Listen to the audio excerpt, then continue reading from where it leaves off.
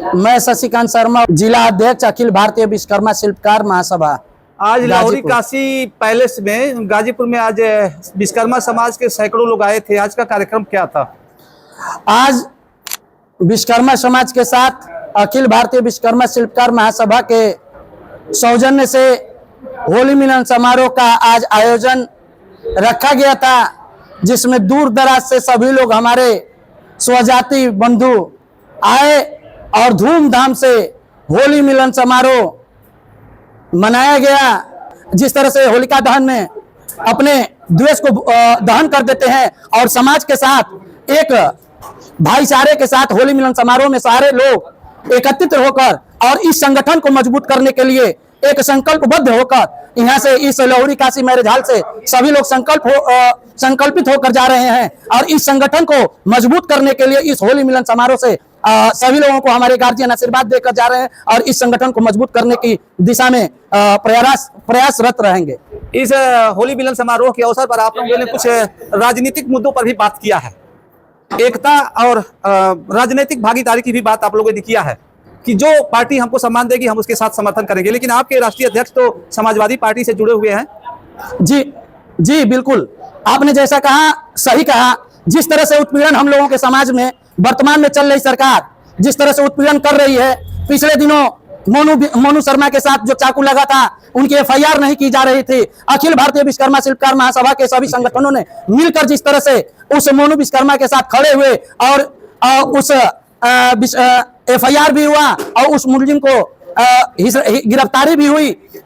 निरंतर जिस तरह से हम लोगों के समाज के साथ इस वर्तमान सरकार जो हर वक्त दुर्व्यवहार कर रही है और जिस तरह से हम लोगों के राष्ट्रीय अध्यक्ष माननीय श्री रामाश्रय विश्वकर्मा जी का झुकाव समाजवादी पार्टी के साथ है, माननीय राष्ट्रीय अध्यक्ष अखिलेश यादव जी ने जिस तरह से हम लोगों को सम्मान देने का काम करते हैं, उससे लगता है कि आने वाले पूरे प्रदेश में 2027 में हम विश्वकर्मा बंधु एक साथ होकर समाजवादी पार्टी के साथ हम लोग मजबूत स्थिति में जाकर उसके साथ अपना मत देने का काम करेंगे और सम्मान जिस तरह से जो भी पार्टी सम्मान देगी उसके साथ हम विश्वकर्मा बंसी उसके साथ रहेंगे। विगत 13 फरवरी को गाजीपुर जिले के देवकुली ब्लॉक के नैसारा गांव में एक घटना हुई थी। एक विश्वकर्मा जो है छत से गिर करके जो लिफ्ट के चैम्बर में उसकी मृत्यु हो गई थी। आपके समाज के लोगों और आपके नेतृत्व में वहां पर लड़ाई लड़ी थी, तो क्या उसको सही न्याय मिल पाया? मैं बता दूं आपके चैनल के माध्यम से, जिस तरह से नौशहरा में गुरुचरण विश्वकर्मा जी जो हमारे संगठन के जिला उपाध्यक्ष थे, जिस तरह से उनको न्याय मिलनी चाहिए थी उस तरह से मिला नहीं। लेकिन हमारे संगठन के महिला जिला अध्यक्ष रीता विश्वकर्मा और पूरे संगठन के लोगों ने उस तरह से खड़ा हुआ नौशहरा में, जिस तरह से पहले ही दिन वो गए काम करने के लिए और पहले दिन ही जान गंवा देते हैं। यह संशय हो जाती है कि आखिर में पहले दिन गए काम करने और पहले दिन ही जान गंवा दिए, आखिर में क्यों?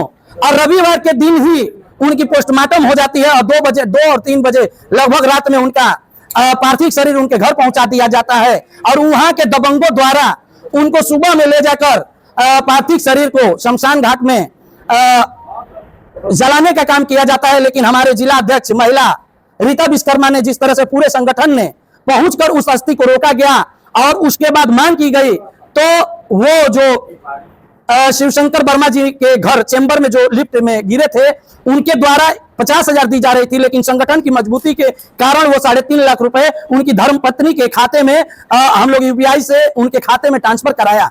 लेकिन क्या 3.5 लाख से उनकी जान आ सकती है? मैं आपके माध्यम से कहना चाहता हूं, कहीं ना कहीं हम विश्वकर्मा परिवार और हमारा ये पूरे जिले में परिवार संगठित नहीं है।